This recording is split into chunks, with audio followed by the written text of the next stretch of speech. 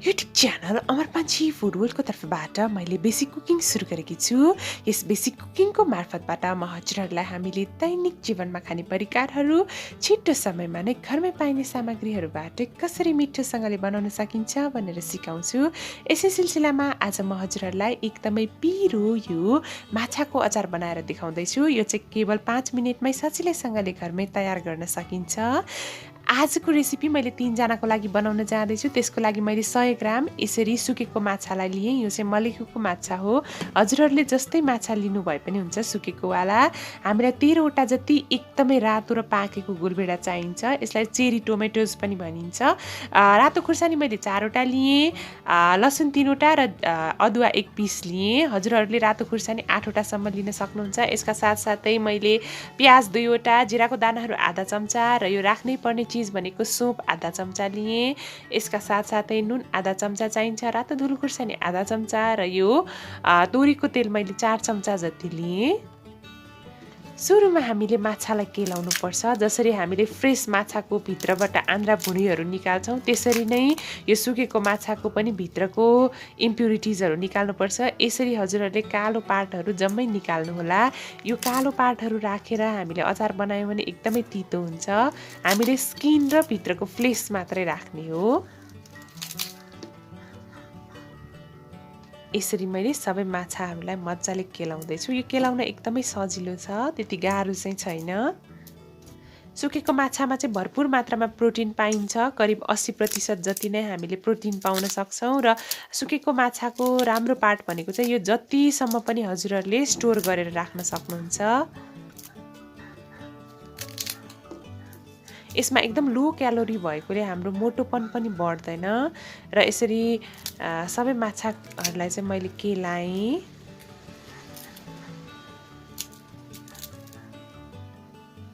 र यसरी टाउको पार्टको यो गिल्सलाई चाहिँ निकाल्नुहोला। टाउकोमा चाहिँ 2 वटा कालो पार्ट हुन्छ, त्यसलाई चाहिँ गिल्स भन्छ, जसले माछाले चाहिँ सास फेर्छ।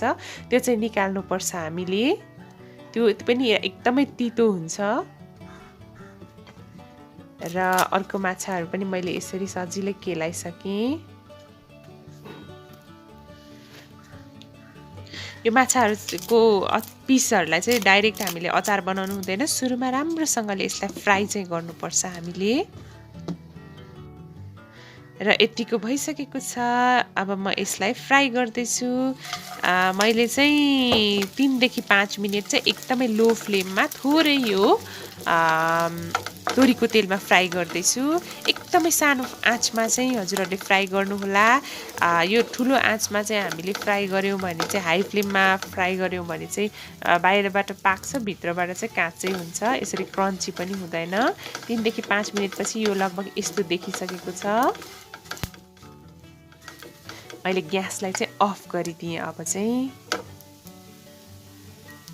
र यसलाई एकैछिन यतिकै राख्नुहोला, त्यसपछि यो एकदम क्रन्ची हुन्छ।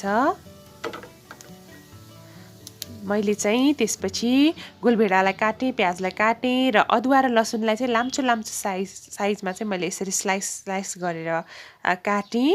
त्यसपछि मैले एउटा प्यानमा राम्रोसँगले 4 चम्चा जति तेललाई तताएँ। त्यसपछि सोपलाई फुराउनुपर्छ, जिरालाई फुराउनुपर्छ र रातो खुर्सानीलाई म राख्न जाँदैछु। हजुरहरूले कतिको पिरो मनपर्छ त्यही अनुसारले खुर्सानी राख्नुहोला। 8-9 वटासम्म राख्दा पनि हुन्छ। त्यसपछि मैले नुन राखेँ आधा चम्चा, रातो धुलो खुर्सानी आधा चम्चालाई राखेँ। र धेरै जस्तो साथीहरूले मलाई सोध्नुहुन्छ हामीले पकाउँदाखेरि कलर आएन भनेर। मैले चाहिँ काश्मिरी खुर्सानी युज गरेकी हुँ। हजुरहरूले सजिलै बजारमा पाउनुहुन्छ। काश्मिरी खुर्सानी चाहिँ त्यति धेरै पिरो पनि हुँदैन, तर कलर एकदमै राम्रो दिन्छ, रातो कलर दिन्छ। त्यसपछि अदुवा र लसुनलाई पनि मैले यसरी हल्का 10-15 सेकेन्ड जति भुटेँ। यसो गऱ्यौँ भने चाहिँ अचारमा कच्चा टेस्ट आउँदैन लसुन अदुवाको। त्यसपछि मैले गोलभेडा र प्याजलाई राखेँ। हजुरहरूले गोलभेडा चाहिँ यो बजारमा पाइने चारोवाला चाहिँ कुनै हालतमा पनि नलिनुहोला। त्यस्तो गोलभेडाले चाहिँ हाम्रो अचार त्यति मिठो बन्दैन। सानोवाला सकेसम्म रातो र पाकेको वाला लिनुपर्छ। यसलाई चाहिँ ग्रेभी नहुन्जेल हामीले पकाउँछौँ। यो चाहिँ अचारहरूमध्ये नै एकदम सजिलो छ। माछाको अचार एकदमै टेस्टी पनि छ। यो अचारलाई हजुरहरूले 3 देखि 5 दिनसम्म फ्रिजमा स्टोर गरेर राख्न सक्नुहुन्छ। यतिको भइसकेपछि ग्यास अफ गरेर यसलाई राम्ररी त्यसपछि यसरी मैले पिसेँ। तातै चाहिँ नपिस्नु होला। त्यसपछि प्यानमा मैले फेरि यसलाई तताउँदैछु र यसमा आधा कप पानी हाल्दैछु। ठ्याक्कै नापेर आधा कप जति मात्रै पानी हाल्नु होला। आधा कप पानी हालिसकेपछि यसलाई राम्रोसँगले हामीले उम्लिन दिनुपर्छ र त्यसपछि हामी यसमा माछाको पिसहरू राख्छौँ। माछाको पिसहरू राखिसकेपछि यसलाई कम्तीमा पनि 3 मिनेट एकदमै सानो आँचमा पकाउनु होला, लो फ्लेममा। यसो गर्यो भने अचार एकदमै टेस्टी बन्छ। यो अचार हजुरहरूले खाना, रोटी, नान, परौठा, चिउरा जेसँग पनि खान सक्नुहुन्छ।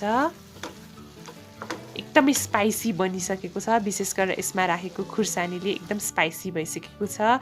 आजको रेसिपी हजुरहरूलाई कस्तो लाग्यो? यदि मन पर्यो भने भिडियोलाई लाइक, कमेन्ट र सेयर गरिदिनु होला। साथै मेरो च्यानल अमर पन्छी फुड वर्ल्डलाई सब्सक्राइब गरिदिनु होला। Thank you so much for watching. Have a nice day. Happy cooking to all of you. Good by.